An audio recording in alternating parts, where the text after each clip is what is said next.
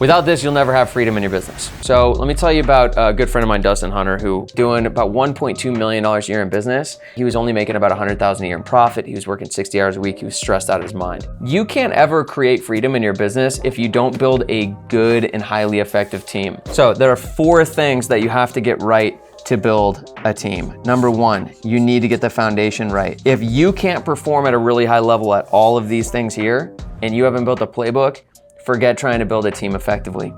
The second thing you've got to get really good at here is recruiting. One of the greatest mistakes that people make in recruiting is they see how cheap can I get someone for.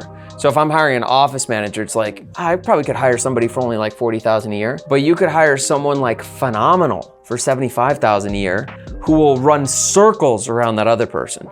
We've got to get a good foundation. We've got to recruit A players, which also means we need to pay people well. To pay people well, you need a strong foundation. Once you recruit people, you need to be effective at training. You're gonna take, 1 or maybe a year, and a half, 2 years to get really, really good at this stuff. But then you're gonna hire somebody and wonder why they're not as good as you. You gotta understand how much goes into training people. It's the most important thing. So when we do get into this phase 2 of the business, your role fundamentally changes. Your job as the business owner fundamentally changes, where phase 2, once you hire people, you don't run the business anymore, they do. How do you make your team successful? Through training. You wanna train, and then train some more.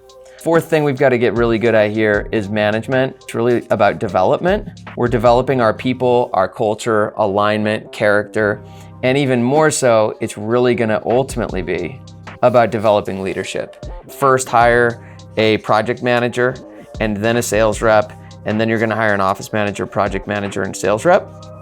And while you're doing that, at the same time, you've got to increase your marketing. So every time you hire someone, you need to increase your marketing so that the business grows, so that every hire we make a smaller percentage of profit, but we make more overall profit because the business has grown.